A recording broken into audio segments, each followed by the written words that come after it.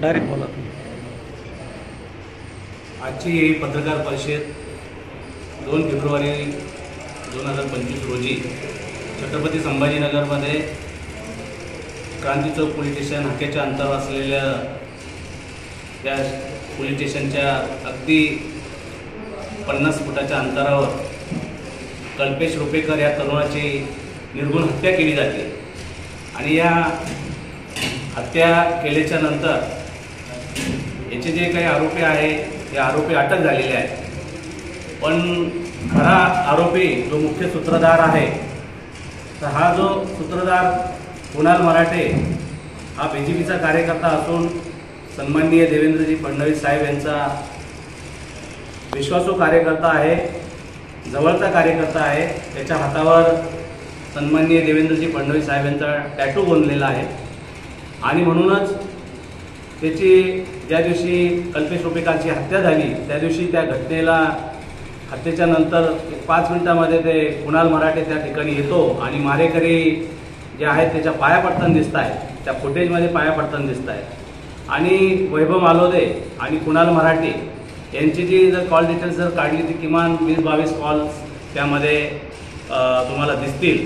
आणि एवढं सर्व असताना सुद्धा पोलीस प्रशासन टाळाटाळ करत आहे. कुणाल मराठे याच्यावर अद्यापही कुठलीही कारवाई केलेली नसून त्याचप्रमाणे पीडित कुटुंबाला न्याय देण्यासाठी 28 तारखेला पोलीस आयुक्त शहर कार्यालयावर पीडित कुटुंब रिपब्लिकन पार्टी ऑफ महाराष्ट्र पक्षाच्या वतीने त्या ठिकाणी आमरण उपोषणास बसणार आहे.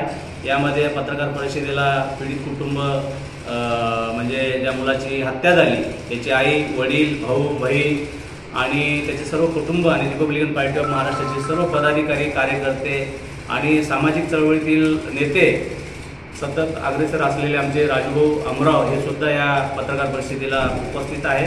आणि लवकरात लवकर कुणाल मराठे याच्यावर कारवाई करण्यात यावी, त्याला अटक करण्यात यावी यासाठी पोलीस आयुक्त शहर कार्यालयावर 28 तारखेला आम्ही पीडित कुटुंब त्या ठिकाणी उपोषणाला बसणार आहे. या संदर्भात पालकमंत्र्यांशी काही बोलणं झालंय का, त्यांना काही भेट झाली? या संदर्भात पालकमंत्री ज्या दिवशी शिरसाट साहेबांनी पालकमंत्री झाले त्या दिवशी त्यांनी दुसऱ्या दिवशी त्यांचं स्टेटमेंट होतं की या छत्रपती संभाजीनगरमध्ये शहरातील दादागिरी, गुंडागिरी आपण संपून टाकणार आहोत.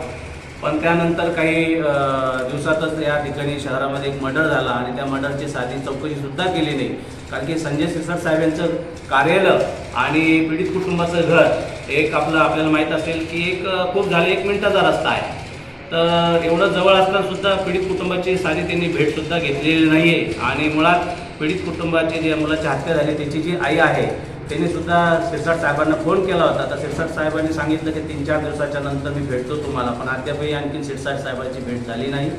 यामध्ये आम्ही 12 फेब्रुवारीला पोलीस उपायुक्त नितीन बगाटे साहेब यांची भेट घेतली होती. त्यानंतर त्यांना निवेदन दिलं होतं. त्या निवेदनानुसार 164 प्रमाणे जबाबसुद्धा कोर्टामध्ये आपल्या ताईचा जबाबसुद्धा झालेला आहे. आणि त्या जबाबामध्ये कुणाल मराठे याच्यावर कारवाई करा आणि त्याच्यावर गुन्हा दाखल करा असं सुद्धा जबाबामध्ये घेतलेलं आहे. सर्व त्यांनी माहिती दिली त्यामध्ये. पण त्यानंतर सुद्धाही कुठलीही कारवाई नंतर पोलीस प्रशासनाने केलेली नाही.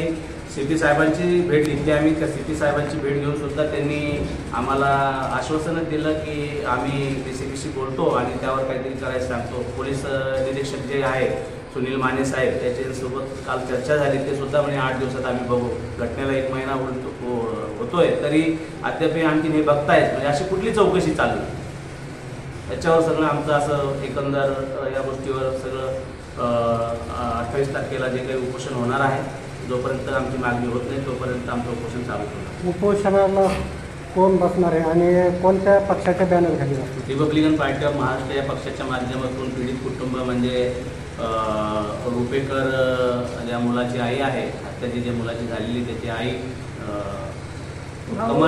कमल रुपेकर आणि मुलाचा भाऊ अविनाश रुपेकर, वडील बसतील, त्याची बहीण बसेल, हे सर्वच कुटुंब त्या ठिकाणी उपोषणाला बसणार आहे. आंबेडकरी चळवळीमध्ये तुम्ही काम करतात.